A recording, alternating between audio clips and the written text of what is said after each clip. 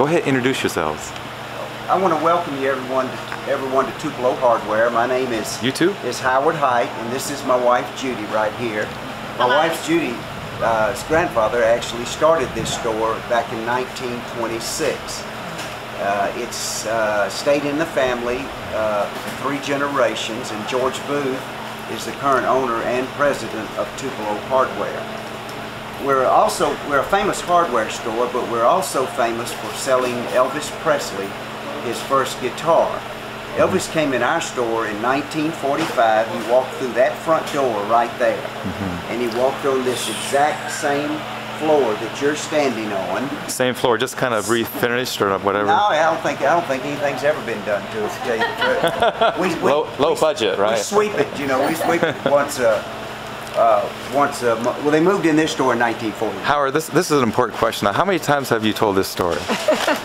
You don't. I don't think there's any numbers that 4,000. Yeah, 4,867,000 times. I don't know. That's remarkable, huh? It really is. Yeah. But when Elvis came in, he walked on that same floor and he stopped in front of this counter. And the reason that he stopped in front of this counter was because he spotted a .22 rifle hanging on that wall up there, and Elvis decided that he wanted the rifle instead of the bicycle. And so his mother Gladys was with him, and she said, "No, you're not going to have the rifle." It's probably a good decision, huh? You're 10 years old, I'm not buying you that rifle. Right. So little Elvis got all upset and started pouting and crying. When I say that, a lot of people say he got all shook up. Right. But, yeah, right. Shook up, yeah. Falls right into it. But so there was a man standing behind the counter, and his name was Forrest Bobo. And Mr. Bobo was trying to think of something to calm Elvis down. And this is Mr. Bobo's letter telling the story of Elvis coming in. Wow. And Mr. Bobo selling Elvis, thank you, man, come back, selling Elvis the guitar.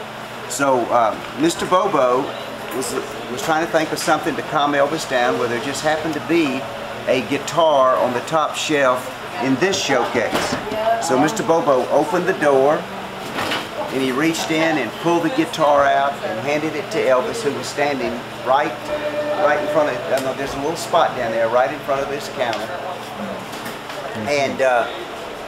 And so he told Elvis, said, "Here, try this guitar."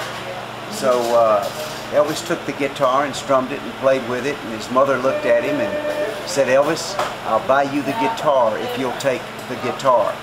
So Elvis played with the guitar for a few more minutes, and he turned to his mother and he said, "Yes, ma'am, I'll take the guitar." Mama. How much?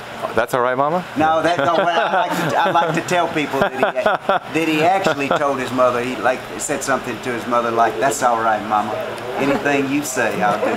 Yeah, the song was really "That's All Right" by Arthur Crudup, but they added "That's Right, Mama." Right. Yeah. That's all right. That's all right. But the fact is that Elvis didn't say that at that time, but he did. The true fact is that Gladys did buy her son Elvis his first guitar. How much was that guitar? Standing on that, $7.59. All right. And Gladys did buy her son Elvis his first guitar, standing on that floor in front of this counter. Same counter. Same counter at Tupelo Hardware in Tupelo, Mississippi.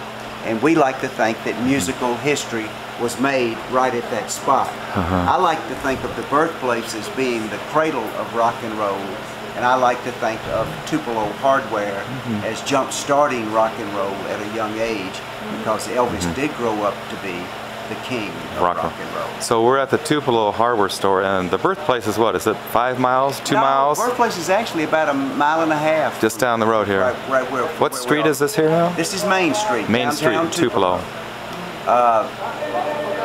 Not directly across the street, but up this next block is the fairgrounds, where Elvis came back and did 2 concerts, and which is not the fairgrounds anymore.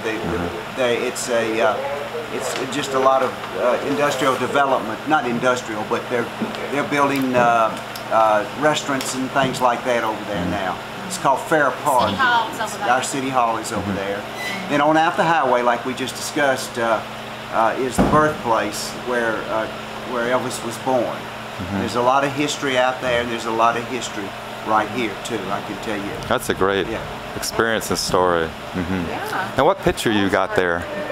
This is a picture that was done by Gabriel Tora, and this is probably the very best print or picture that I've ever seen of Elvis of this style. Yeah. And it's just an absolute piece of work. Brought And I'm to really us by hoping John Johnson. brought to us by John Johnson. And Gabriel is from Romania. Romania. And we are really, if you ever talk to Gabriel again, tell Gabriel that we are looking forward to having him come by our store. Yeah, I believe he's going to come next year. He'll definitely probably come. And I'd love to visit with him. Yeah. This is excellent.